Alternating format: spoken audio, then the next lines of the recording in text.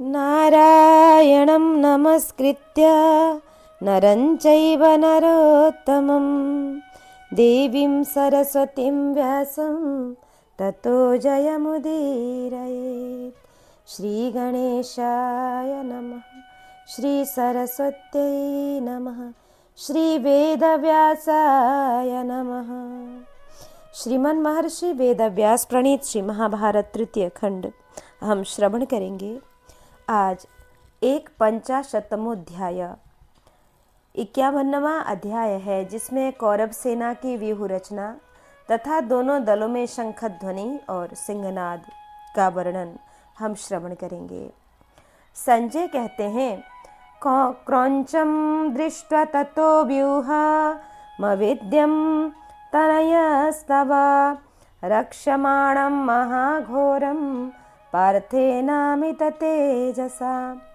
कि महाराज, उस अत्यंत भयंकर अवेद्य क्रौंच व्यूह को अमित तेजस्वी अर्जुन के द्वारा सुरक्षित देखकर आपका पुत्र दुर्योधन, आचार्य द्रोण, कृप, शल्य, भूरिश्रवा, विकर्ण, अश्वत्थामा और दुशासन आदि सब भाइयों तथा युद्ध के लिए आए हुए अन्य बहुतेरे शूरवीरों के पास जाकर उन सब का हर्ष बढ़ाता हुआ यह समयोचित वचन बोला कि वीरों, आप सब लोग नाना प्रकार के अस्त्र शस्त्रों के प्रहार में कुशल तथा युद्ध की कला में निपुण हैं। आप सभी महारथी हैं। आप में से प्रत्येक योद्धा रण क्षेत्र में सेना सहित पांडवों का वध करने में समर्थ है। फिर सब लोग मिलकर उन्हें परास्त कर दें, इसके लिए तो कहना ही क्या है। भीष्म पितामह के द्वारा सुरक्षित हमारी सेना सब प्रकार से अजेय है, परंतु भीम सेन के द्वारा सुरक्षित इन पांडवों की यह सेना जीतने में सुगम है। अतः मेरी राय है कि संस्थान, शूरसेन, वेत्रिक, कुकुर, आरोचक, त्रिगर्त, मद्रक तथा यवन आदि देशों के लोग शत्रुंजय, दुशासन, वीर, विकर्ण, नंद, उपनंद, चित्रसेन तथा पारिभद्रक वीरों के साथ जाकर अपनी सेना को आगे रखते हुए भीष्म की ही रक्षा करें। संजय कहते हैं, महाराज, दुर्योधन की यह बात सुनकर द्रोण आदि सभी महारथियों एवं राजाओं ने उस समय तथास्तु कहकर उनकी बात मान ली। तदंतर भीष्म, द्रोण तथा आपके पुत्रों ने मिलकर अपनी सेना का महान व्यूह बनाया, जो पांडव सैनिकों को बाधा पहुंचाने में समर्थ था। तदंतर बहुत बड़ी सेना द्वारा सब ओर से घिरे हुए भीष्म देवराज इंद्र की भांति विशाल वाहिनी साथ लिए आगे आगे चले। उनके पीछे प्रतापी वीर महाधनुर्धर द्रोणाचार्य ने युद्ध के लिए प्रस्थान किया।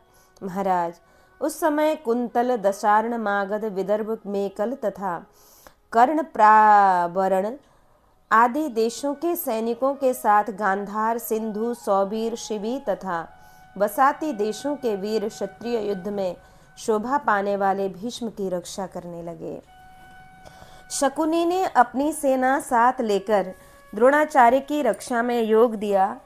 तत्पश्चात अपने भाइयों सहित राजा दुर्योधन अत्यंत हर्ष में भरकर आश्वातक, विकर्ण, अम्बष्ट्र, कौशल, दरद, शक, शूद्रक तथा मालव आदि देशों के योद्धाओं के साथ सुबल पुत्र शकुनी की सेना का संरक्षण करने लगा।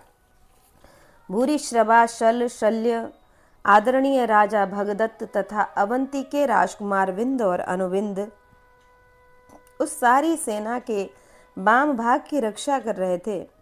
सोमदत्त पुत्र भूरिश्रवा, भूरी, त्रिगर्त राज सुशर्मा, काम्बोज राज सुदक्षिण, श्रुतायु तथा अच्युतायु ये दक्षिण भाग में स्थित होकर उस सेना की रक्षा कर रहे थे, और अश्वत्थामा, कृपाचार्य तथा सात्वत वंशी कृतवर्मा अपने विशाल सेना के साथ कौरव सेना के पृष्ठभाग में खड़े होकर उसका संरक्षण कर रहे थे। केतुमान, वसुदान, काशीराज के पुत्र अभिभू तथा अन्य अनेक देशों के नरेश सेना पृष्ठ के पोषक थे। भारत, तदंतर आपकी सेना के समस्त सैनिक हर्ष से उल्लसित हो प्रसन्नता पूर्वक शंख बजाने और सिंहनाद करने लगे। उनका हर्षनाद सुनकर कुरुकुल के वृद्ध पितामह प्रतापी भीष्म ने जोर जोर से सिंहनाद करके अपना शंख बजाया। तदंतर शंख, भेरी, नाना प्रकार के पणव और आनक आदि अन्य बाजे सहसा बज उठे और उन सब का सम्मिलित शब्द सब ओर गूंज उठा। तत्पश्चात श्वेत घोड़ों से जुते हुए विशाल रथ पर बैठे भगवान श्री कृष्ण और अर्जुन अपने सुवर्ण भूषित श्रेष्ठ शंखों को बजाने लगे। ऋषिकेश ने पांचजन्य, अर्जुन ने देवदत्त तथा भयंकर कर्म करने वाले भीमसेन ने पौंड्र नामक महान शंख बजाया। कुंती पुत्र राजा युधिष्ठिर ने अनंत विजय तथा नकुल सहदेव ने सुघोष और मणिपुष्पक नामक शंख बजाया। काशीराज शैब्य, महारथी शिखंडी, धृष्टद्युम्न, विराट महारथी सात्विकी, पांचाल वीर, महाधनुर्धर द्रौपदी के पांचों पुत्र, ये सभी बड़े बड़े शंखों को बजाने और सिंहनाद करने लगे। वहाँ उन वीरों द्वारा प्रकट किया हुआ वह महान तुमुल घोष पृथ्वी और आकाश को निनादित करने लगा। महाराज, इस प्रकार ये हर्ष में भरे हुए कौरव पांडव एक दूसरे को संताप देते हुए पुनः युद्ध के रणक्षेत्र में जा पहुँचे। तब धृतराष्ट्र ने पूछा, संजय, इस प्रकार मेरे और पांडवों के सैनिकों की व्यूह रचना हो जाने पर उन श्रेष्ठ योद्धाओं ने किस प्रकार युद्ध प्रारंभ किया? संजय कहते हैं कि राजन, आपके पुत्रों ने पांडवों के साथ जिस प्रकार युद्ध किया वह बताता हूँ, सुनिए। जब सब सेनाओं की व्यूह रचना हो गई तब समस्त सेना एक होकर एक अपार महासागर के समान प्रतीत होने लगी। उसमें सब ओर रथ आदि में आबद्ध सुंदर ध्वजा फहराती दिखाई देती थी। उसे देखकर सैनिकों के बीच में खड़ा हुआ आपका पुत्र दुर्योधन आपके सभी योद्धाओं से इस प्रकार बोला, कवचधारी वीरों, युद्ध आरंभ करो। तब उन सब ने मन को कठोर बनाकर प्राणों का मोह छोड़कर ऊंची ध्वजाएं फहराते हुए पांडवों पर आक्रमण किया। फिर तो आपके और पांडवों के सैनिकों में रोमांचकारी घमासान युद्ध होने लगा। उसमें उभय पक्ष के रथ और हाथी एक दूसरे से गुथ गए थे। रथियों के छोड़े हुए सुवर्णमय पंख युक्त तेजस्वी बाण कहीं भी कुंठित न होकर हाथियों और घोड़ों पर पड़ने लगे। इस प्रकार युद्ध आरंभ हो जाने पर भयंकर पराक्रमी एवं कुरुकुल के प्रभावशाली वृद्ध पितामह महाबाहु भीष्म धनुष उठाए, कवच बांधे सहसा आगे बढ़े और अभिमन्यु, भीमसेन, महारथी सात्विकी, केके, विराट एवं द्रुपद कुमार धृष्टद्युम्न, इन सब नर वीरों पर और चेदी तथा मत्स्य देशीय योद्धाओं पर बाणों की वर्षा करने लगे। वीरों के इस संघर्ष में सेनाओं का व्यूह भंग हो गया और सभी सैनिकों का आपस में महान सम्मिश्रण हो गया। घुड़सवार, ध्वजा धारण करने वाले सैनिक तथा उत्तम घोड़े मारे गए। पांडवों की रथ सेना पलायन करने लगी। तब नरश्रेष्ठ अर्जुन ने महारथी भीष्म को देखकर भगवान श्री कृष्ण से कुपित होकर कहा, वार्ष्णेय, जहाँ पितामह भीष्म है वहाँ चलिए, अन्यथा ये भीष्म अत्यंत क्रोध में भरकर निश्चय ही मेरी सारी सेना का विनाश कर डालेंगे, क्योंकि इस समय ये दुर्योधन के हित में तत्पर हैं। जनार्दन, सुदृढ़ धनुष धारण करने वाले भीष्म के द्वारा सुरक्षित हो ये द्रोण, कृप, शल्य, विकर्ण तथा दुर्योधन आदि समस्त धृतराष्ट्र पुत्र मिलकर पांचाल योद्धाओं का संहार कर डालेंगे। अतः सेना की रक्षा के लिए मैं भीष्म का वध कर डालूंगा। तब भगवान श्री कृष्ण ने कहा, धनंजय, सावधान हो जाओ, अभी तुम्हें भीष्म के रथ के समीप पहुंचाए देता हूँ। जनेश्वर, ऐसा कहकर श्री कृष्ण ने उस विश्वविख्यात रथ को भीष्म जी के रथ के निकट पहुंचा दिया। उस रथ पर बहुत सी पताकाएं फहरा रही थीं। उसमें बकपक्ति के समान श्वेत वर्ण वाले 4 घोड़े जोते हुए थे। उसके अत्यंत ऊंचे ध्वज के ऊपर एक वानर भयंकर गर्जना करता था। उस रथ के पहियों की घरघराहट मेघ की गर्जना के समान गंभीर थी तथा वह रथ अनंत तेज कांति से संपन्न था। उस विशाल रथ पर आरूढ़ हो पांडुनंदन अर्जुन, जो सबको शरण देने वाले और सुहृदों का आनंद बढ़ाने वाले थे, कौरव सेना एवं सूरसेन देशीय योद्धाओं पर वध करते हुए शीघ्रतापूर्वक भीष्म के पास गए। मद की धारा बहाने वाले गजराज की भांति उन्हें वेग से आते देख और रणक्षेत्र में सहायकों द्वारा शूरवीरों का मर्दन करके उन्हें भयभीत करते देख जयद्रथ आदि राजाओं तथा पूर्व देश सौबीर राज्य और केके प्रदेश के योद्धाओं से सुरक्षित शांतनु नंदन भीष्म सहसा अर्जुन की ओर बढ़े। महाराज, कुरुकुल के पितामह भीष्म, द्रोणाचार्य तथा कर्ण के सिवा दूसरा कौन ऐसा रथी है जो गांडीवधारी अर्जुन का सामना कर सके। नरेश्वर, तदंतर संपूर्ण विश्व में विख्यात महारथी भीष्म ने अर्जुन पर 77 बाण चलाए। द्रोण ने 25, कृपाचार्य ने 50, दुर्योधन ने 64, शल्य ने 9, जयद्रथ ने 9, शकुनी ने 5 तथा विकर्ण ने 10 भल्ल नामक बाणों द्वारा पांडुनंदन अर्जुन को बींध डाला। इन समस्त तीखे बाणों द्वारा चारों ओर से बिंद होने पर भी महाधनुर्धर अर्जुन तनिक भी व्यथित नहीं हुए। ऐसा जान पड़ता था मानो किसी पर्वत को बाणों से बींध दिया हो। भरत श्रेष्ठ, तत्पश्चात अमेय आत्मबल से संपन्न किरीटधारी पुरुष सिंह अर्जुन ने भीष्म को 25, कृपाचार्य को 9, द्रोण को 60, विकर्ण को 3, शल्य को 3 तथा राजा दुर्योधन को 5 बाणों से घायल कर दिया। उस समय सात्विकी, विराट, द्रुपद कुमार धृष्टद्युम्न, द्रौपदी के 5 पुत्र और अभिमन्यु, इन सबने अर्जुन को उनकी रक्षा के लिए चारों ओर घेर लिया। तदंतर गंगानंदन भीष्म का प्रिय करने में लगे हुए महाधनुर्धर द्रोणाचार्य पर सोमकों सहित धृष्टद्युम्न ने आक्रमण कर दिया। राजन, तब रथियों में श्रेष्ठ भीष्म ने पांडुनंदन अर्जुन को 80 पैने बाण मारकर बींध डाला। यह देखकर आपके सैनिक हर्ष से कोलाहल करने लगे।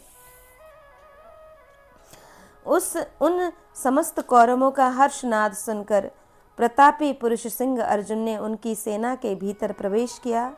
राजन, उन महारथियों के भीतर पहुंचकर अर्जुन उन सबको अपने बाणों का निशाना बनाकर धनुष से खेल करने लगे। तब प्रजापालक राजा दुर्योधन ने अर्जुन के द्वारा युद्ध में अपनी सेना को पीड़ित हुई देख भीष्म से कहा कि तात, ये पांडु के बलवान पुत्र अर्जुन श्री कृष्ण के साथ आकर समस्त सैन्यों के प्रयत्नशील होने पर भी हम लोगों का मूलोच्छेद कर रहे हैं। गंगानंदन, आपके तथा रथियों में श्रेष्ठ द्रोणाचार्य के जीते जी हमारे सैनिक मारे जा रहे हैं। प्रजानाथ, आप ही के कारण कर्ण ने भी हथियार डाल दिया है और वह रणभूमि में अर्जुन से युद्ध नहीं कर रहा है। कर्ण मेरा सदा हित चाहने वाला है। गंगानंदन, आप ऐसा प्रयत्न कीजिए जिससे अर्जुन मार डाले जाएं। राजन, दुर्योधन के ऐसा कहने पर आपके पितृतुल्य भीष्म क्षत्रिय धर्म को धिक्कार है। ऐसा कहकर अर्जुन के रथ की ओर चले। महाराज, उन दोनों के रथों में श्वेत घोड़े जुते हुए थे। आर्य उन्हें एक दूसरे से भिड़े हुए देख सब राजा जोर जोर से सिंहनाद करने लगे और शंख फूंकने लगे। आर्य, उस समय अश्वत्थामा, दुर्योधन और आपके पुत्र विकर्ण, ये सभी समरांगण में भीष्म को घेरकर युद्ध के लिए खड़े थे। इसी प्रकार समस्त पांडव भी अर्जुन को सब ओर से घेरकर महायुद्ध के लिए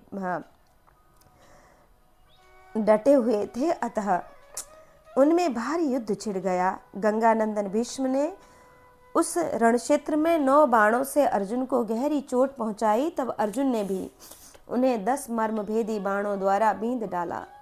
तदंतर युद्ध की श्लाघा रखने वाले पांडुनंदन अर्जुन ने अच्छी तरह छोड़े हुए 1000 बाणों द्वारा भीष्म को सब ओर से रोक दिया। माननीय महाराज, उस समय शांतनु नंदन भीष्म ने अर्जुन के इस बाण समूह का अपने बाण समूह से निवारण कर दिया। वे दोनों वीर अत्यंत हर्ष में भरकर युद्ध का अभिनंदन करने वाले थे। दोनों ही दोनों के किए हुए प्रकार का प्रतिकार करते हुए समान भाव से युद्ध करने लगे। भीष्म के धनुष से छूटे हुए सहायकों के समूह अर्जुन के बाणों से छिन्न भिन्न होकर इधर उधर बिखरे दिखाई देने लगे। इसी प्रकार अर्जुन के छोड़े हुए बाण समूह गंगा नंदन भीष्म के बाणों से छिन्न भिन्न हो पृथ्वी पर सब ओर गिर पड़े और अर्जुन ने 25 तीखे बाणों से मारकर भीष्म को पीड़ित कर दिया। फिर भीष्म ने भी समरभूमि में अपने तीक्ष्ण सहायकों द्वारा अर्जुन को बींध डाला।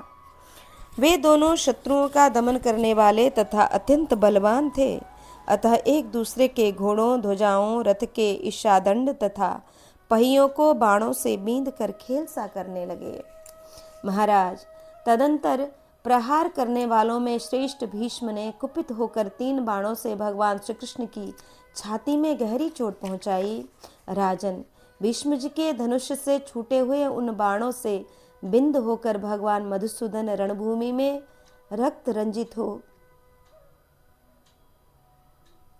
खिले हुए पलाश के वृक्ष के समान शोभा पाने लगे। श्री कृष्ण को घायल हुआ देख अर्जुन अत्यंत कुपित हो उठे और उन्होंने तीखे सहायकों द्वारा कुरुकुल वृद्ध पितामह भीष्म के सारथी को विदीर्ण कर डाला। इस प्रकार वे दोनों वीर एक दूसरे के वध के लिए पूरा प्रयत्न कर रहे थे, तथापि वे युद्ध भूमि में परस्पर अभिसंधान घातक प्रहार करने में सफल न हो सके। वे दोनों अपने सारथी की शक्ति तथा शीघ्रकारिता के कारण नाना प्रकार के विचित्र मंडल आगे बढ़ने और पीछे हटने आदि के पैतरे दिखाने लगे। राजन, दोनों ही एक दूसरे के प्रहारों में छिद्र ढूंढने के लिए सतर्क थे। वे बारंबार छिद्रान्वेषण के मार्ग में स्थित हो छिद्र देखने में संलग्न थे। वे दोनों महारथी सिंहनाद से मिला हुआ शंखनाद करते हुए और धनुष की टंकार फैलाते रहते थे। उनकी शंखध्वनि तथा रथ के पहियों की घरघराहट से पृथ्वी सहसा विदीर्ण सी होकर कांपने और आर्तनाद करने लगी थी। भरत श्रेष्ठ, वे दोनों वीर बलवान युद्ध में दुर्जय एक दूसरे के अनुरूप थे, अतः ढूंढने पर भी कोई उनमें से किसी का अंतर न देख सका। उस समय कौरवों ने भीष्म को तालध्वज आदि चिन्ह मात्र से ही पहचाना। इसी प्रकार पांडु पुत्रों ने भी कपिध्वज आदि चिन्ह मात्र से ही पार्थ की पहचान की। भारत, उस संग्राम में उन दोनों श्रेष्ठ पुरुषों के वैसे पराक्रम को देखकर संपूर्ण प्राणी बड़े विस्मय में पड़ गए। भरत नंदन, जैसे कोई धर्मनिष्ठ पुरुष में कहीं कोई पाप नहीं देखा जाता, उसी प्रकार कोई भी रणक्षेत्र में उन दोनों योद्धाओं का छिद्र नहीं देख पाता था। दोनों ही संग्राम भूमि में एक दूसरे के बाण समूह से आच्छादित होकर अदृश्य हो जाते और उन्हें छिन्न भिन्न करके शीघ्र ही प्रकाश में आ जाते। वहां आए हुए देवता, गंधर्व, चारण और महर्षिगण उन दोनों का पराक्रम देखकर आपस में कहने लगे कि ये दोनों महारथी वीर रोषावेश में भरे हुए हैं, अतः ये देवता, असुर और गंधर्वों सहित संपूर्ण लोकों के द्वारा भी किसी प्रकार जीते नहीं जा सकते। यह अत्यंत अद्भुत युद्ध संपूर्ण लोकों के लिए आश्चर्यजनक घटना है। भविष्य में ऐसे युद्ध होने की किसी प्रकार भी संभावना नहीं है। बुद्धिमान पार्थ रणभूमि में भीष्म जी को कदापि जीत नहीं सकते, क्योंकि वे समर भूमि में रथ, घोड़े और धनुष सहित उपस्थित हो बाणों को बीज की भांति बो रहे हैं। इसी प्रकार भीष्म भी युद्ध में देवताओं के लिए भी दुर्जय गांडीवधारी पांडुपुत्र अर्जुन को जीतने में समर्थ नहीं हो सकते। यदि ये दोनों लड़ते रहे तो जब तक यह संसार स्थित है तब तक इन दोनों का यह युद्ध समान रूप से ही चलता रहेगा। प्रजानाथ, इस प्रकार रणभूमि में भीष्म और अर्जुन की स्तुति प्रशंसा से युक्त बहुत सी बातें इधर उधर लोगों के मुंह से निकलती और सुनाई देती थीं। भारत, उस समय वहां उन दोनों वीरों के पराक्रम करते समय युद्धस्थल में आपके और पांडव पक्ष के योद्धा भी एक दूसरे को मार रहे थे। तीखी धार वाले खड्गों, चमचमाते हुए फरसों, अन्य अनेक प्रकार के बाणों तथा भांति भांति के शस्त्रों से दोनों सेनाओं के शूरवीर एक दूसरे को मारते थे। राजन, जहाँ एक और इस प्रकार भयानक तथा अत्यंत दारुण युद्ध चल रहा था, वहीं दूसरी ओर द्रोणाचार्य और धृष्टद्युम्न में भयंकर मुठभेड़ हो रही थी। तब धृतराष्ट्र ने पूछा कि कथं द्रोणो महेश्वासः पाञ्चाल्यश्चापि पार्षतः उभौ समीय तुर्यत्तौ तन्ममाचक्ष संजय। संजय, महाधनुर्धर द्रोणाचार्य तथा द्रुपद पुत्र धृष्टद्युम्न ये दोनों वीर किस प्रकार प्रयत्न पूर्वक आपस में युद्ध कर रहे थे, वह सब वृतांत मुझसे कहो। मैं तो पुरुषार्थ से अधिक प्रबल भाग्य को ही मानता हूँ और इसी पर विश्वास करता हूँ, जिसके अनुसार शांतनु नंदन भीष्म युद्ध में पांडुपुत्र अर्जुन से पार न पा सके। संजय, भीष्म रण क्षेत्र में कुपित हो जाएं तो वे चराचर प्राणियों सहित संपूर्ण लोकों को मार सकते हैं, फिर वे अपने पराक्रम द्वारा युद्ध में पांडु कुमार अर्जुन से क्यों न पार पा सके। तब संजय ने कहा कि राजन, पांडवों को तो इंद्र सहित संपूर्ण देवता भी नहीं जीत सकते। अब आप इस अत्यंत भयंकर युद्ध का वृत्तांत स्थिर होकर सुनिए। द्रोणाचार्य ने अपने तीखे बाणों से धृष्टद्युम्न को घायल कर दिया और उनके सारथी को भल्ल के द्वारा मारकर रथ की बैठक से नीचे गिरा दिया। आर्य, क्रोध में भरे हुए द्रोणाचार्य ने 4 उत्तम सहायकों से धृष्टद्युम्न के चारों घोड़ों को भी बहुत पीड़ा दी। तब धृष्टद्युम्न ने हंसकर 90 पैने बाणों से द्रोणाचार्य को घायल कर दिया और कहा, खड़े रहो, खड़े रहो। तदंतर अमेय आत्मबल से संपन्न प्रतापी द्रोणाचार्य ने पुनः अमर्षशील धृष्टद्युम्न को अपने बाणों से ढक दिया। तत्पश्चात धृष्टद्युम्न का अंतः कर डालने की इच्छा से द्वितीय कालदंड के समान एक भयंकर बाण हाथ में लिया, जिसका स्पर्श इंद्र के वज्र के समान कठोर था। भरत नंदन, युद्ध में द्रोणाचार्य के द्वारा उस बाण का संधान होता देख संपूर्ण पांडव सेना में हाहाकार मच गया। उस समय मैंने वहां धृष्टद्युम्न का अद्भुत पराक्रम देखा। वह वीर समरांगण में अकेला ही पर्वत के समान अविचल भाव से खड़ा रहा। अपने लिए मृत्यु बनकर आते हुए उस भयंकर तेजस्वी बाण को देखकर धृष्टद्युम्न ने तत्काल ही उसे काट गिराया और द्रोणाचार्य पर बाणों की वर्षा आरंभ कर दी। धृष्टद्युम्न के द्वारा किए हुए उस अत्यंत दुष्कर कर्म को देखकर पांडव सहित समस्त पांचाल वीर हर्ष से कोलाहल कर उठे। तदंतर द्रोणाचार्य की मृत्यु चाहने वाले पराक्रमी वीर धृष्टद्युम्न ने उनके ऊपर सुवर्ण और वैदुर्य मणि से भूषित अत्यंत वेगशालिनी शक्ति चलाई। उस सुवर्ण भूषित शक्ति को सहसा आती देख द्रोणाचार्य ने समरभूमि में हंसते हंसते उनके 3 टुकड़े कर दिए।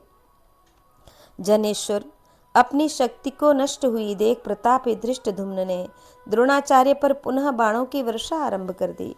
तब महायशस्वी द्रोण ने उस बाण वर्षा का निवारण करके द्रुपद पुत्र के धनुष को बीच से ही काट डाला। धनुष कट जाने पर महायशस्वी बलवान वीर धृष्टद्युम्न ने समरभूमि में द्रोणाचार्य पर लोहे की बनी हुई एक भारी गदा चलाई। द्रोणाचार्य के वध की इच्छा से वेग पूर्वक छोड़ी हुई वह गदा बड़े जोर से चली, परंतु वहां हम लोगों ने उस समय द्रोणाचार्य का अद्भुत पराक्रम देखा। उन्होंने बड़ी फुर्ती से उस स्वर्णभूषित गदा को व्यर्थ कर दिया। इस प्रकार उस गदा को निष्फल करके द्रोणाचार्य ने धृष्टद्युम्न पर सुवर्णमय पंखों से युक्त अत्यंत तीक्ष्ण पानीदार और भयंकर भल्ल नामक बाण चलाए। वे बाण धृष्टद्युम्न का कवच छेद कर रणक्षेत्र में उनका रक्त पीने लगे। तब महारथी धृष्टद्युम्न ने दूसरा धनुष लेकर युद्ध में पराक्रम पूर्वक 5 बाण मारकर द्रोणाचार्य को क्षत विक्षत कर दिया। राजन, उस समय वे दोनों नरश्रेष्ठ लहूलुहान होकर वसंत ऋतु में खिले हुए 2 पलाश वृक्षों की भांति अत्यंत शोभा पाने लगे। राजन, तब उस सेना के अग्रभाग में खड़े हो अमर्ष में भरे हुए द्रोणाचार्य ने पराक्रम प्रकट करते हुए पुनः धृष्टद्युम्न का धनुष काट दिया। तब अमेय आत्मबल से संपन्न द्रोणाचार्य ने जिसका धनुष कट गया था, उन धृष्टद्युम्न पर झुकी हुई गांठ वाले बाणों की वर्षा आरंभ कर दी, मानो मेघ किसी पर्वत पर जल की बूंदें वर्षा रहा हो। साथ ही उन्होंने भल्ल मारकर धृष्टद्युम्न के सारथी को रथ की बैठक से नीचे गिरा दिया और 4 तीखे बाणों से उनके चारों घोड़ों को भी मार गिराया। फिर तो समरांगण में जोर जोर से सिंहनाद करने लगे। इतना ही नहीं, उन्होंने दूसरा बाण मारकर उनके हाथ में स्थित दूसरे धनुष को भी काट डाला। इस प्रकार धनुष कट जाने और घोड़े तथा सारथी के मारे जाने पर रथहीन हुए धृष्टद्युम्न हाथ में गदा ले उतरने लगे। भारत इतने में ही अपने महान पौरुष का परिचय देते हुए द्रोणाचार्य ने तुरंत ही बाण मारकर रथ से उतरते उतरते ही उनकी गदा को भी गिरा दिया। वह एक अद्भुत सी घटना हुई। तब अद्भुत बाहों वाले बलवान वीर धृष्टद्युम्न ने चंद्राकार 100 फुल्लियों से सुशोभित तेजस्वी और विस्तृत ढाल तथा दिव्य एवं विशाल खड्ग हाथ में लेकर द्रोण का वध करने की इच्छा से उनके ऊपर वेग पूर्वक आक्रमण किया। ठीक उसी तरह जैसे मांस चाहने वाला सिंह वन में किसी मतवाले हाथी पर धावा करता है। भारत, उस समय हमने वहां द्रोणाचार्य का अद्भुत हस्तलाघव, अस्त्र प्रयोग, बाहुबल तथा पुरुषार्थ देखा। उन्होंने अपने बाणों की वर्षा से द्रुपद कुमार धृष्टद्युम्न को सहसा आगे बढ़ने से रोक दिया। अतः वे बलवान होने पर भी युद्ध में द्रोणाचार्य के पास तक न जा सके। द्रोणाचार्य से रोके गए महारथी धृष्टद्युम्न सिद्ध हस्त वीर पुरुष की भांति अपनी ढाल से ही उनके बाण समूह का निवारण करने लगे। तब बलवान वीर महाबाहु भीम सहसा समर में महामना धृष्टद्युम्न की सहायता करने के लिए आ पहुंचे। राजन, उन्होंने 7 पैने बाणों द्वारा द्रोणाचार्य को घायल कर दिया और द्रुपद कुमार धृष्टद्युम्न को तुरंत ही अपने रथ पर चढ़ा लिया। महाराज, तब दुर्योधन ने विशाल सेना से युक्त भानुमान को द्रोणाचार्य की रक्षा के कार्य में नियुक्त किया। जनेश्वर, उस समय आपके पुत्र की आज्ञा से कलिंग देशीय वीरों की वह विशाल सेना तुरंत ही भीमसेन के सन्मुख आ पहुंची। तब रथियों में श्रेष्ठ द्रोणाचार्य भी धृष्टद्युम्न को छोड़कर युद्धस्थल में विराट और द्रुपद इन दोनों वृद्ध नरेशों को आगे बढ़ने से रोकने लगे। इधर धृष्टद्युम्न भी उस समरांगण में धर्मराज युधिष्ठिर के पास चले गए। तत्पश्चात समर भूमि में कलिंग देशीय योद्धाओं और महामनस्वी भीमसेन का अत्यंत भयंकर तथा रोमांचकारी युद्ध होने लगा, जो संपूर्ण जगत का विनाश करने वाला घोर स्वरूप एवं महाभयदायक था। धृतराष्ट्र ने पूछा, संजय, दुर्योधन की वैसी आज्ञा पाकर सेनापति कलिंगराज ने अद्भुत पराक्रमी महाबली भीमसेन के साथ किस प्रकार युद्ध किया? वीरवर भीमसेन जब गदा हाथ में लेकर विचरते हैं तब दंडधारी यमराज के समान जान पड़ते हैं। उनके साथ सम्रांगण में सेना सहित कलिंगराज ने किस प्रकार युद्ध किया? संजय ने कहा, पुत्रेण तव राजेन्द्र सतथुक्तो महाबल महत्या सेनया गुप्तः प्रायाद भीमरथम प्रति। राजेंद्र, आपके पुत्र का उपर्युक्त आदेश पाकर अपने विशाल सेना से सुरक्षित हो महाबली कलिंगराज भीमसेन के रथ के पास गया। भारत, रथ, घोड़े, हाथी और पैदलों से भरी हुई कलिंगों की उस विशाल वाहिनी को हाथ में बड़े बड़े आयुध लिए आते देख चेदी देशीय सैनिकों के साथ भीमसेन ने उसे बाणों द्वारा पीड़ित करना आरंभ किया। साथ ही युद्ध के लिए आते हुए निषाद राजपुत्र केतुमान को भी चोट पहुंचाई। तब राजा केतुमान के साथ क्रोध में भरा हुआ श्रुतायु भी रणक्षेत्र में भीमसेन के सामने आया। उस समय चेदी देशीय सैनिकों की सेनाएं व्यूहबद्ध होकर खड़ी थीं। नरेश्वर, कलिंगों के कई सहस्त्र रथ और 10,000 हाथियों एवं निषादों के साथ केतुमान उस रणस्थल में भीमसेन को सब ओर से रोकने लगा। तब भीमसेन के पदचिन्हों पर चलने वाले चेदी, मत्स्य तथा करुष देश के क्षत्रियों ने समर भूमि में निषादों एवं उनके राजाओं पर आक्रमण किया। फिर तो दोनों दलों में अत्यंत घोर और भयंकर युद्ध होने लगा। महाराज, उस समय एक दूसरे को मार डालने की इच्छा रखकर सब योद्धा अपने और पराये की पहचान नहीं कर पाते थे।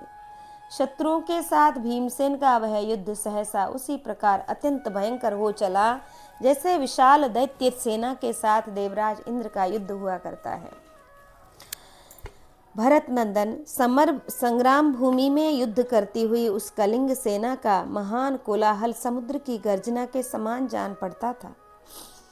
राजन, उस समय सब योद्धाओं ने छिन्न भिन्न होकर परस्पर एक दूसरे को खींचते हुए वहां की सारी भूमि को अपने रक्त रंजित लाशों से पाट दिया। वह भूमि खरगोश के रक्त की भांति लाल दिखाई देने लगी।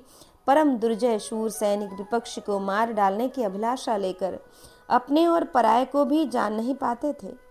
बहुधा अपने ही पक्ष के सैनिक अपने ही योद्धाओं को मारने के लिए पकड़ लेते थे।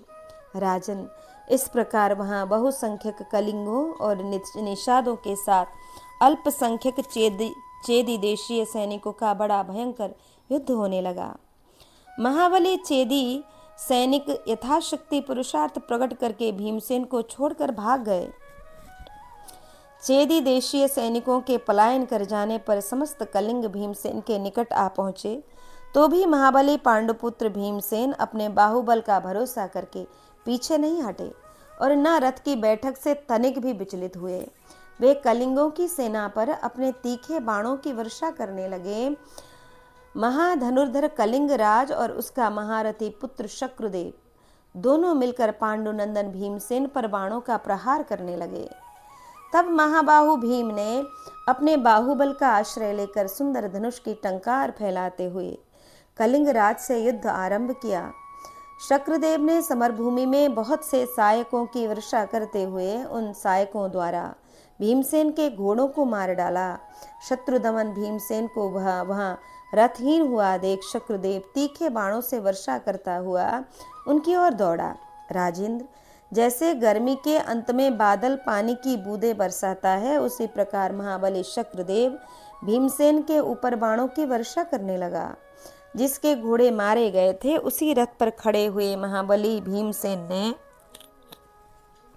शक्रदेव को लक्ष्य करके संपूर्णतः लोहे के सारस्वत की बनी हुई अपनी गदा चलाई। राजन, उस गदा की चोट खाकर कलिंग राजकुमार प्राण शून्य हो गए। वो अपने सारथी और ध्वज के साथ ही रथ से नीचे पृथ्वी पर गिर पड़ा। अपने पुत्र को मारा गया देख कलिंग राज ने कई हजार रथों के द्वारा भीमसेन की संपूर्ण दिशाओं को रोक लिया।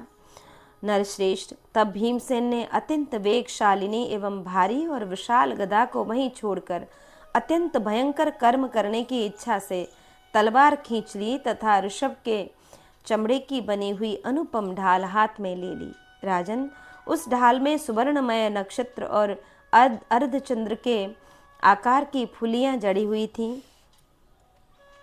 इधर क्रोध में भरे हुए कलिंग राज ने धनुष की प्रत्यांचा को रगड़कर सर्प के समान विषैला एक भयंकर बाण हाथ में लिया और भीमसेन के वध की इच्छा से उन पर चलाया।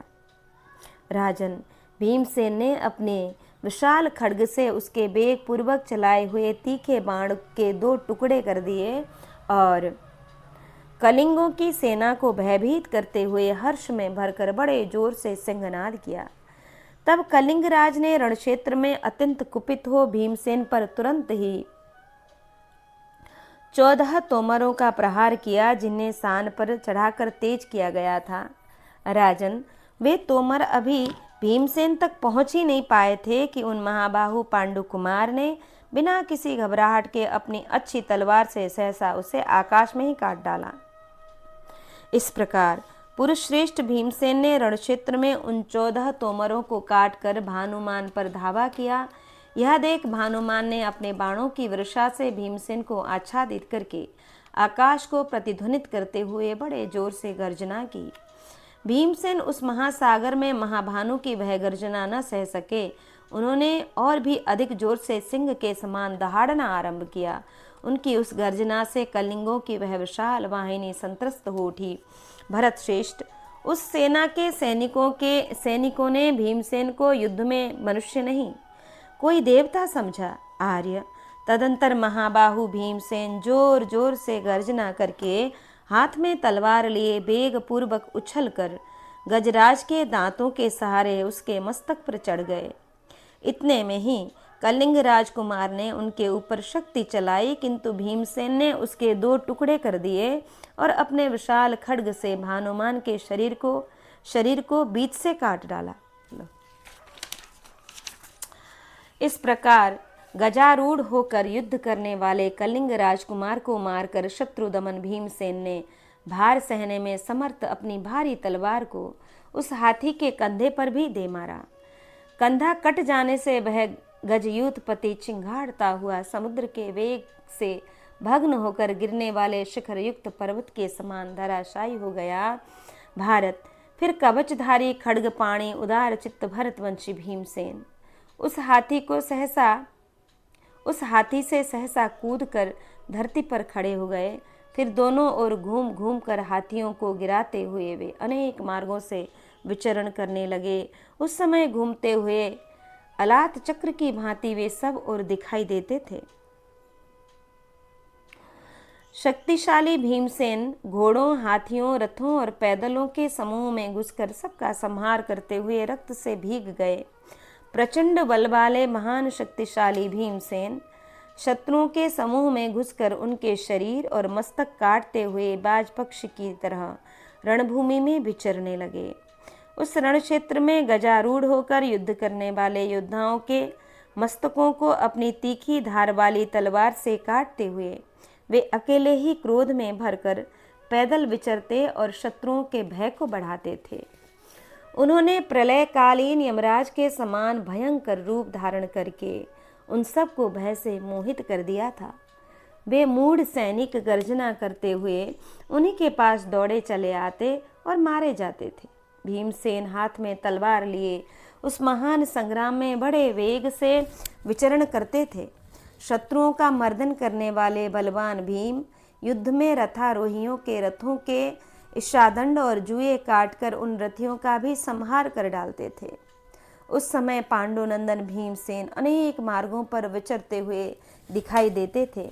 उन्होंने खड्ग युद्ध से भ्रांत, अबिद्ध, उद्भ्रांत, आप्लुत, प्रसित, प्लुत, संपात तथा समुद्रण आदि बहुत से पैंतरे दिखाए। पांडुनंदन महामना भीमसेन के श्रेष्ठ खड्ग की चोट से कितने ही हाथियों के अंग छिन्न भिन्न हो उनके मर्मस्थल विदीर्ण हो गए और वे चिंगाड़ते हुए प्राण शून्य होकर धरती पर गिर पड़े थे। भरत नंदन कुछ गजराजों के दांत और सूंड के अग्रभाग कट गए, कुंभस्थल फट गए और सवार मारे गए। उस अवस्था में उन्होंने इधर उधर भागकर अपनी ही सेनाओं को कुचल डाला और अंत में जोर जोर से चिंगाड़ते हुए वे पृथ्वी पर गिरे और मर गए। राजन, हम लोगों ने वहां देखा बहुत से तोमर और महावतों के मस्तक कट कर गिरे हैं। हाथियों की पीठों पर बिछी हुई विचित्र विचित्र झूलें पड़ी हुई हैं। हाथियों के कसने के उपयोग में आने वाली स्वर्ण भूषित चमकीली रस्सियां गिरी हुई हैं।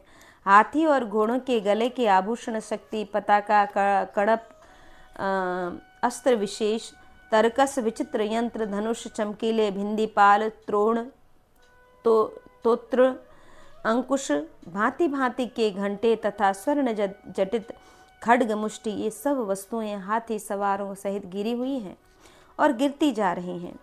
कहीं कटे हुए हाथियों के शरीर के ऊर्ध्व भाग पड़े हैं, कहीं अधोभाग पड़े हैं, कहीं कटी हुई सूंडें पड़ी थीं और कहीं मारे गए हाथियों के लोथे पड़ी हुई थीं।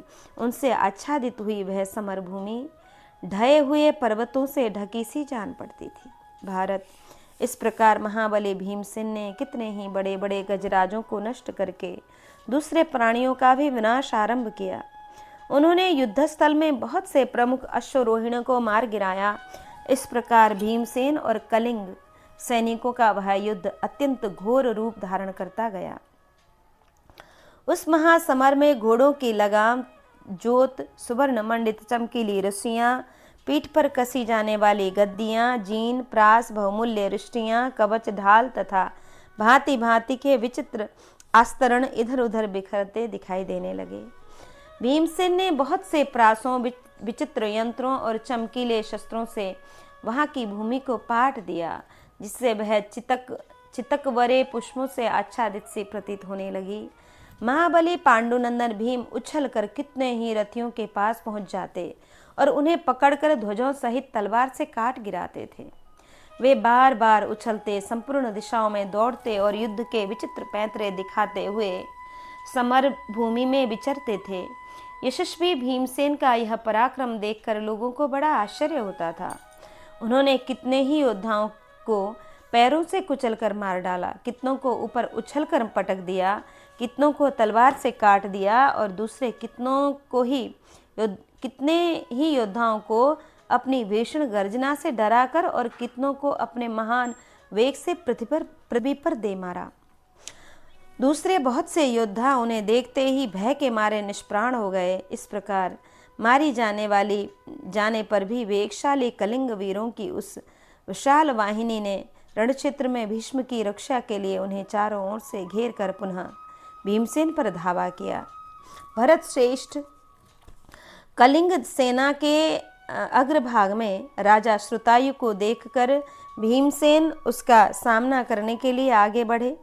उन्हें आते देख अमेय आत्मबल से संपन्न कलिंग राज श्रुतायु ने भीमसेन की छाती में 9 बाण मारे। कलिंग राज के बाणों से आहत हो भीमसेन अंकुश की मार खाए हुए हाथी के समान क्रोध से जल उठे, मानो घी की आहुति पाकर आग प्रज्वलित हो उठी हो।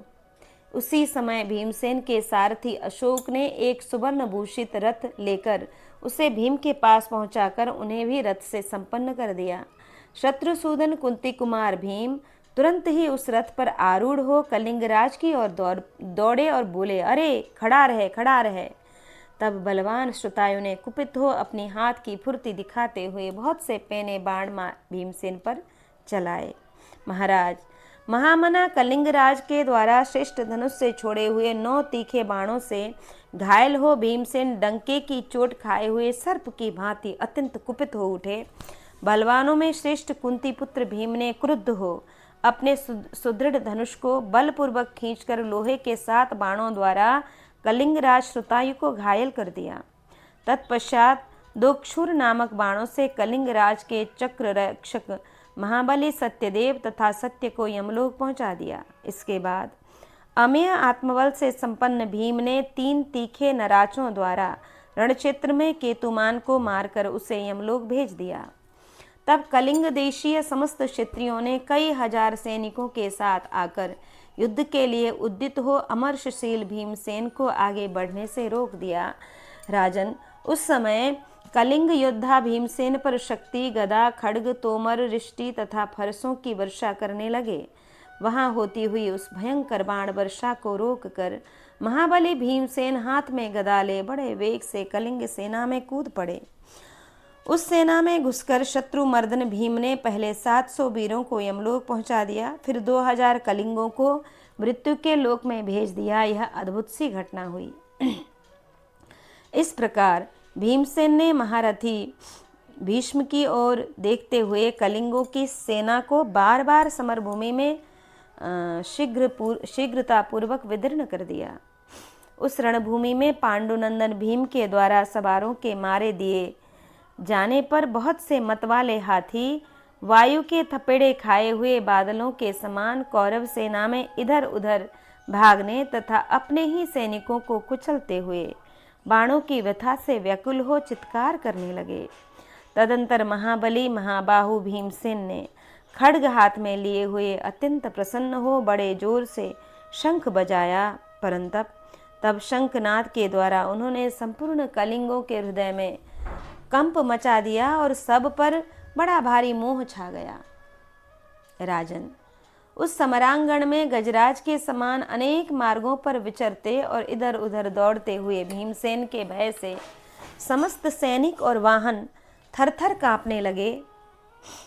उनके बार बार उछलने से सब पर मोह छा गया। जैसे महान तालाब किसी ग्राह के द्वारा मथित होने पर क्षुब्ध हो उठता है, उसी प्रकार वह सारी सेना भीमसेन के द्वारा बेरोक टोक मथित होने पर भय से संत्रस्त हो कांपने लगी। अद्भुत कर्मा भीमसेन के द्वारा भयभीत कर दिए जाने पर कलिंग देश के समस्त योद्धा जब दल बनाकर भागने और भाग भाग पर कर पुनः लौटने लगे, तब पांडव सेनापति द्रुपद कुमार धृष्टद्युम्न ने अपने समस्त सैनिकों से कहा, वीरों, उत्साह के साथ युद्ध करो। सेनापति की बात सुनकर शिखंडी आदि महारथी प्रहार कुशल रथियों की सेनाओं के साथ भीमसेन का ही अनुसरण करने लगे। तत्पश्चात पांडुनंदन धर्मराज युधिष्ठिर मेघों की घटा के समान हाथियों की विशाल सेना तथा सेना साथ लिए पीछे से आकर उन सब की सहायता करने लगे। इस प्रकार द्रुपद पुत्र धृष्टद्युम्न ने अपनी सारी सेनाओं को युद्ध के लिए प्रेरित करके श्रेष्ठ पुरुषों के साथ भीमसेन के पृष्ठभाग की रक्षा का कार्य हाथ में लिया। जगत में पांचाल राज धृष्टद्युम्न के लिए भीम और सात्विकी को छोड़कर दूसरा कोई ऐसा पुरुष नहीं था जो प्राणों से भी बढ़कर हो। शत्रु वीरों का नाश करने वाले वैरी विनाशक द्रुपद कुमार धृष्टद्युम्न ने महाबाहु भीमसेन को कलिंगों की सेना में विचरते देखा। राजन, उन्हें देखते ही परंतप धृष्टद्युम्न के हृदय में हर्ष की सीमा न रही। वे बारंबार गर्जना करने लगे। उन्होंने समरांगण में शंख बजाया और सिंहनाद किया। कबूतर के समान रंग वाले घोड़े जिनके रथ में जोते जाते हैं, उन धृष्टद्युम्न के सुवर्णभूषित रथ में कचनार वृक्ष के चिन्ह से युक्त ध्वजा फहराती देख भीमसेन को बड़ा आश्चर्य आश्वासन मिला और कलिंगों ने भीमसेन पर धावा किया है, यह देखकर अनंत आत्मबल से संपन्न धृष्टद्युम्न भीमसेन की रक्षा के लिए युद्धस्थल में उनके पास जा पहुंचे। उस समर भूमि में मनस्वी वीर धृष्टद्युम्न और भीमसेन ने सात्विकी को भी दूर से आते देखा। अतः वे अधिक उत्साह से संपन्न हो कलिंगों से युक्त युद्ध करने लगे। विजयी वीरों में श्रेष्ठ पुरुष प्रबर सात्विकी ने बड़े वेग से वहां पहुंचकर भीमसेन और धृष्टद्युम्न के पृष्ठ पोषण का कार्य संभाला। उन्होंने धनुष हाथ में लेकर भयंकर पराक्रम प्रकट करने के पश्चात अपने रौद्र रूप का आश्रय ले कलिंग सेना की ओर दृष्टिपात किया। भीमसेन ने वहां एक भयंकर नदी प्रकट कर दी जो कलिंग सेना रूपी उद्गम स्थान से निकलती थी। उसमें मांस और शोणित की ही कीच थी। वह नदी रक्त की ही धारा बहा रही थी। कलिंग और पांडव सेना के बीच में बहने वाली उस रक्त की दुस्तर नदी को महाबली भीमसेन अपने पराक्रम से पार कर गए। राजन, भीमसेन को उस रूप में देखकर आपके सैनिक पुकार पुकार कर कहने लगे, यह साक्षात काल ही भीमसेन के रूप में प्रकट होकर कलिंगों के साथ युद्ध कर रहा है। तदंतर शांतनु नंदन भीष्म रणभूमि में उस कोलाहल को सुनकर अपनी सेना को सब ओर से व्यूहबद्ध करके तुरंत ही भीमसेन के पास आए। भीष्म के उस सुवर्ण भूषित रथ पर सात्विकी, भीमसेन तथा द्रुपद कुमार धृष्टद्युम्न ने एक साथ ही धावा किया। उन सब लोगों ने रणक्षेत्र में गंगानंदन भीष्म को वेग पूर्वक घेर कर 3-3 भयंकर बाणों द्वारा उन्हें यथाशक्ति पीड़ा पहुंचाई। उस समय आपके पितृतुल्य भीष्म ने वहां युद्ध के लिए प्रयत्न करने वाले उन सभी महाधनुर्धर योद्धाओं को सीधे जाने वाले 3-3 बाणों से बींध कर बदला चुकाया। तदंतर सहस्त्रों बाणों की वर्षा करके उन तीनों महारथियों को रोक कर सोने के साजबाज धारण करने वाले भीमसेन के घोड़ों को भीष्म ने अपने बाणों से मार डाला। अश्व के मारे जाने पर भी उसी रथ पर खड़े हुए प्रतापी भीमसेन ने भीष्म जी के रथ पर बड़े वेग से शक्ति चलाई। वह शक्ति अभी पास तक पहुंची ही न थी कि आपके पितृतुल्य भीष्म ने समर भूमि में उनके 3 टुकड़े कर डाले और वह भूतल पर बिखर गई। नरश्रेष्ठ, तब बलवान भीमसेन पूर्णतः लोहे के सारस्वत फौलाद की बनी हुई भारी गदा हाथ में लेकर तुरंत उस रथ से कूद पड़े। इधर सात्विकी ने भी भीमसेन का प्रिय करने की इच्छा से भीष्म के सारथी को तुरंत ही अपने सहायकों द्वारा मार गिराया। रथियों में श्रेष्ठ भीष्म सारथी के मारे जाने पर हवा के समान भागने वाले घोड़ों के द्वारा रणभूमि से बाहर कर दिए गए। राजन, महान व्रतधारी भीष्म के रणभूमि से हट जाने पर भीमसेन घास फूस के ढेरों में लगी हुई आग के समान अपने तेज से प्रज्वलित हो रहे थे। भरत श्रेष्ठ, भीमसेन संपूर्ण कलिंगों का संहार करके सेना के मध्य भाग में ही खड़े थे, परंतु आपके सैनिकों में से कोई भी उनके पास जाने का साहस न कर सका। तत्पश्चात रथियों में श्रेष्ठ धृष्टद्युम्न यशस्वी भीमसेन को अपने रथ पर चढ़ाकर वह सैनिकों के देखते देखते अपने दल में ले गया। भरत श्रेष्ठ वहां पांचालों तथा मत्स्य देशीय नरेशों से पूजित हो भीमसेन धृष्टद्युम्न और सात्यकी को भुजाओं में भरकर दोनों से प्रसन्नता पूर्वक मिले। उस समय सत्य पराक्रमी यदुकुल सिंह सात्यकी ने धृष्टद्युम्न के सामने ही भीमसेन का हर्ष बढ़ाते हुए उनसे इस प्रकार कहा, वीरवर, बड़े सौभाग्य की बात है कि कलिंग राज भानुमान, राजकुमार केतुमान, कलिंग वीर शक्रदेव तथा अन्य बहुसंख्यक कलिंग सैनिक आपके द्वारा युद्ध में मारे गए। आपने अकेले ही अपनी ही भुजाओं के बल और पराक्रम से कलिंगों के उस महान व्यूह को रौंद कर मिट्टी में मिला दिया, जिसमें बहुत से हाथी, घोड़े और रथ भरे हुए थे, और उसके अधिकांश सैनिक संसार के महान पुरुषों में गिने जाने योग्य थे। अगणित वीर धीर योद्धा उस महान व्यूह का सेवन करते थे। शत्रुओं का दमन करने वाले नरेश, ऐसा कहकर बड़ी भुजाओं वाले सात्यकी अपने रथ से कूदकर भीमसेन के रथ पर जा चढ़े और उनको हृदय से लगा लिया। तत्पश्चात क्रोध में भरे हुए महारथी सात्यकी ने पुनः अपने रथ पर बैठकर भीमसेन का बल बढ़ाते हुए आपके सैनिकों का संहार आरंभ किया। संजय कहते हैं कि भारत गता पूर्वान्न भूयिष्ठे तस्मिन्नाहनि भारत रथनागस्वपत्तीनां साधीनां च महाक्षये। कि भारत उस दूसरे दिन जब पूर्वाह्न का अधिक भाग व्यतीत हो गया और बहुसंख्यक रथ, हाथी, घोड़े, पैदल और सवारों का महान संहार होने लगा, उस समय पांचाल राजकुमार धृष्टद्युम्न अकेला ही द्रोणपुत्र अश्वत्थामा, शल्य तथा महामनस्वी कृपाचार्य इन तीनों महारथियों के साथ युद्ध करने लगा। और महाबली पांचाल राजकुमार ने 10 शीघ्रगामी पैने बाण मारकर अश्वत्थामा के विश्वविख्यात घोड़ों को मार डाला, और वाहनों के मारे जाने पर अश्वत्थामा तुरंत ही शल्य के रथ पर चढ़ गया और वहीं से धृष्टद्युम्न पर बाणों की वर्षा करने लगा। भरत नंदन धृष्टद्युम्न को अश्वत्थामा के साथ भिड़ा हुआ देख सुभद्रा नंदन अभिमन्यु भी पैने बाण बिखरता हुआ तुरंत वहां आ पहुंचा। उस पुरुष रत्न अभिमन्यु ने शल्य को 25, कृपाचार्य को 9 और अश्वत्थामा को 8 बाणों से बींध डाला। तब अश्वत्थामा ने शीघ्र ही एक बाण से अभिमन्यु को घायल कर दिया। तत्पश्चात शल्य ने 10 और कृपाचार्य ने 3 पैने बाण उसे मारे। तदंतर आपके पौत्र लक्ष्मण ने सुभद्रा कुमार अभिमन्यु को सामने खड़ा देख हर्ष और उत्साह में भरकर उस पर आक्रमण किया। फिर तो दोनों में युद्ध आरंभ हो गया। राजन, शत्रु वीरों का संहार करने वाले दुर्योधन के पुत्र लक्ष्मण ने अत्यंत कुपित हो समरभूमि में अनेक बाणों से अभिमन्यु को बींध डाला। वह एक अद्भुत सी बात हुई।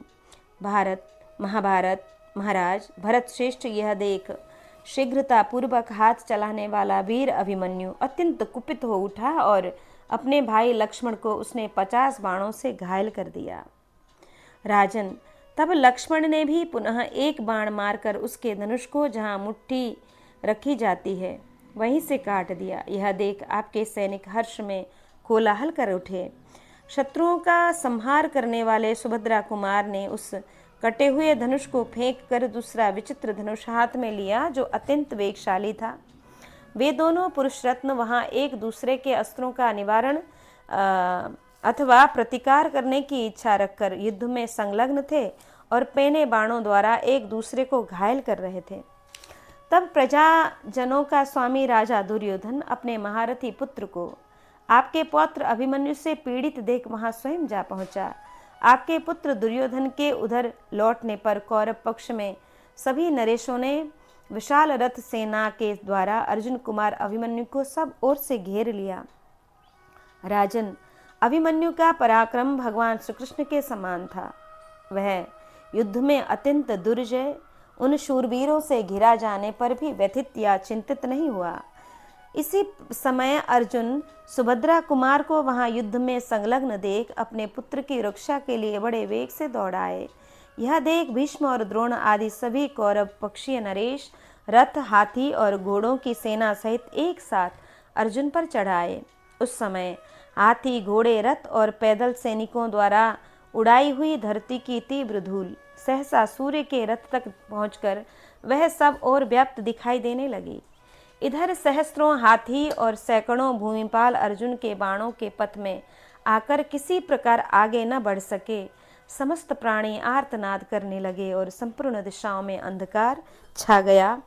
भरत श्रेष्ठ, उस समय कौरवों को अपने दुस्सह एवं भयंकर अन्याय का परिणाम प्रत्यक्ष दिखाई देने लगा। किरीटधारी अर्जुन के शस्त्र समूह से सब कुछ आच्छादित हो जाने के कारण आकाश, दिशा, पृथ्वी और सूर्य किसी का भी भान नहीं होता था।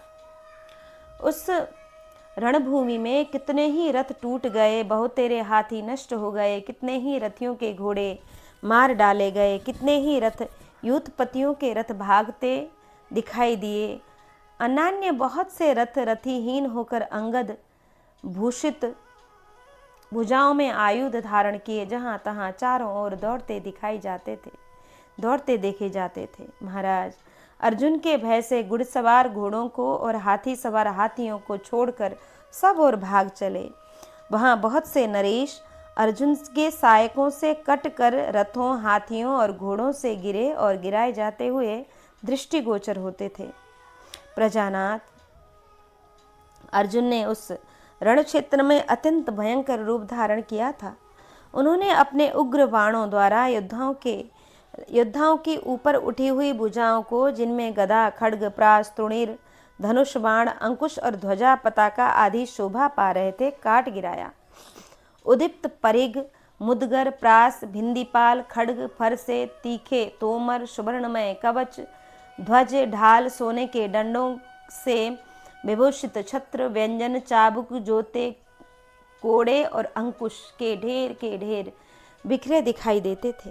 भारत, उस समय आपकी सेना में कोई भी ऐसा पुरुष नहीं था जो समर में शूरवीर अर्जुन का सामना करने के लिए किसी प्रकार आगे बढ़ सके। तदंतर प्रजानाथ, उस युद्ध में जो वीर अर्जुन की ओर बढ़ता था, वही उनके पैने बाणों द्वारा परलोक पहुंचा दिया जाता था। तदंतर आपके सब योद्धा सब ओर भागने लगे। यह देखकर अर्जुन और भगवान श्री कृष्ण ने अपने श्रेष्ठ शंख बजाए। कौरव सेना को इस प्रकार भागती देख समरभूमि में खड़े हुए आपके ताऊ भीष्म ने वीरवर आचार्य द्रोण से मुस्कुराते हुए से कहा, यह श्री कृष्ण सहित बलवान वीर पांडु कुमार अर्जुन कौरव सेना की वही दशा कर रहा है जैसे उसे करनी चाहिए। यह किसी प्रकार भी समरभूमि में जीता नहीं जा सकता, क्योंकि इसका रूप इस समय प्रलय काल के यमराज का सा दिखाई दे रहा है। यह विशाल सेना इस समय पीछे नहीं लौटाई जा सकती। देखिए, सारे सैनिक एक दूसरे की देखा देखी भागे जा रहे हैं। इधर से भगवान सूर्य संपूर्ण जगत के नेत्रों की ज्योति सर्वथा समेटे हुए से गिरिश्रेष्ठ अस्तांचल को जा पहुँचे हैं। अतः नरश्रेष्ठ, मैं इस समय सैनिकों को युद्ध से हटा लेना ही उचित समझता हूँ। हमारे सभी योद्धा थके मादे और डरे हुए हैं, अतः इस समय किसी तरह युद्ध नहीं कर सकेंगे। आचार्य प्रवर द्रोण से ऐसा कहकर महारथी भीष्म ने आपके समस्त सैनिकों को युद्ध भूमि से लौटा लिया। तदंतर रथ, हाथी, घोड़े और घोड़ों सहित सोमक, पांचाल तथा पांडव वीर विजय पाकर बारंबार सिंहनाद करने लगे। वे सभी महारथी विजय सूचक वाद्यों की ध्वनि के साथ अत्यंत हर्ष में भरकर नाचने लगे और अर्जुन को आगे करके शिविर की ओर चल दिए। भारत, इस प्रकार सूर्य के अस्ताचल को चले जाने पर संध्या के समय आपकी और पांडवों की सेनाएं लौट आईं। संजय ने कहा, कि प्रभातायां च सर्वायां भीष्मशान्तनवस्तदा अनेकान्यनुसंयाने व्याधिदेशात् भारत। कि भारत, जब रात बीती और प्रभात हुआ तब शांतनु नंदन भीष्म ने अपनी सेनाओं को युद्धभूमि में चलने का आदेश दिया। उस समय कुरुकुल के पितामह शांतनु कुमार भीष्म ने आपके पुत्रों को विजय दिलाने की इच्छा से महान गरुड़ व्यूह की रचना की और स्वयं आपके ताऊ भीष्म उस व्यूह के अग्रभाग में चोंच के स्थान पर खड़े हुए। आचार्य द्रोण और यदुवंशी कृतवर्मा दोनों नेत्रों के स्थान पर स्थित हुए। यशस्वी वीर अश्वत्थामा और कृपाचार्य शिरोभाग में खड़े हुए। इनके साथ त्रिगर्त केके और बाटधान भी युद्धभूमि में उपस्थित थे। आर्य, भूरिश्रभा, शल्य और भगदत्त ये जयद्रथ के साथ ग्रीवा भाग में खड़े हो गए। इन्हीं के साथ मद्र, सिंधु, सौबिर तथा पंचनद ये देश के योद्धा भी थे। अपने सहोदर भाइयों और अनुचरों के साथ राजा दुर्योधन पृष्ठभाग में स्थित हुआ। महाराज अवंती देश के राजकुमार विंद और अनुविंद तथा काम्बोज, शक एवं शूर देश के योद्धा उस महाव्यूह के पुच्छ भाग में खड़े हुए। मगध और कलिंग देश के योद्धा दासेर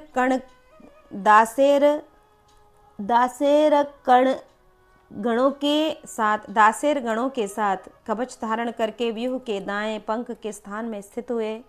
कारुष, बिंकुज, मुंड और कुंडी वृष आदि योद्धा राजा बृहदबल के साथ बाएं पंख के साथ स्थान में खड़े हुए। शत्रुओं को संताप देने वाले सव्यसाची अर्जुन ने कौरव सेना की वह व्यूह रचना देखकर युद्धभूमि में उसका सामना करने के लिए धृष्टद्युम्न को साथ लेकर अपनी सेना का अत्यंत भयंकर अर्धचंद्रकार व्यूह बनाया। उसके दक्षिण शिखर पर भीमसेन सुशोभित हुए। उनके साथ नाना प्रकार के शस्त्र समुदायों से संपन्न विभिन्न देशों के नरेश भी थे। भीमसेन के पीछे ही राजा विराट और महारथी द्रुपद खड़े हुए। उनके बाद नील आयुधधारी सैनिकों के साथ राजा नील और नील के बाद महाबली धृष्टकेतु खड़े हुए। भारत, धृष्टकेतु के साथ चेदी, काशी, करुष और पौरव आदि देशों के सैनिक भी थे। धृष्टद्युम्न, शिखंडी तथा पांचाल और प्रभद्रक गण उस विशाल सेना के मध्य भाग में युद्ध के लिए खड़े हुए। हाथियों की सेना से घिरे हुए धर्मराज युधिष्ठिर भी वहीं थे। राजन, तदंतर सात्यकी और द्रौपदी के 5 पुत्र खड़े हुए। इनके बाद शूरवीर अभिमन्यु और अभिमन्यु के बाद इरावान थे। नरेश्वर, इरावान के बाद भीमसेन पुत्र घटोत्कच तथा महारथी केके खड़े हुए। तत्पश्चात मनुष्यों में श्रेष्ठ अर्जुन उस व्यूह के बाएं पार्श्व या शिखर के स्थान में खड़े हुए, जिनके रक्षक संपूर्ण जगत का पालन करने वाले साक्षात भगवान श्री कृष्ण हैं। इस प्रकार पांडवों ने आपके पुत्रों तथा उनके पक्ष में आए हुए अनान्य भूपालों के वध के लिए इस महाव्यूह की रचना की। तदंतर एक दूसरे पर प्रहार करते हुए आपके और शत्रु पक्ष के सैनिकों का घोर युद्ध आरंभ हुआ, जिसमें रथ से रथ और हाथी से हाथी भिड़ गए थे। प्रजानाथ, जहाँ तहाँ सब और घोड़ों और रथों के समुदाय एक दूसरे पर टूटते और प्रहार करते दिखाई दे रहे थे। भारत, दौड़ते तथा पृथक पृथक प्रहार करते हुए रथ समूहों का शब्द दुंदुभियों की ध्वनि से मिलकर और भी भयंकर हो गया। आपके और पांडवों के घमासान युद्ध में परस्पर आघात प्रत्याघात करने वाले नर वीरों का भयानक शब्द आकाश में व्यक्त हो रहा था। इस प्रकार श्री महाभारत भीष्म पर्व के अंतर्गत भीष्म वध पर्व में तीसरे दिन के युद्ध में परस्पर व्यूह रचना विषय की 56वां अध्याय पूर्ण हुआ। आज के पारायण को श्री ठाकुर जी के चरण में अर्पण करके यहाँ विश्राम लेंगे। कृष्णाय वासुदेवाय हरये परमात्मने प्रणतक्लेशनाशाय गोविंदाय नमो नमः।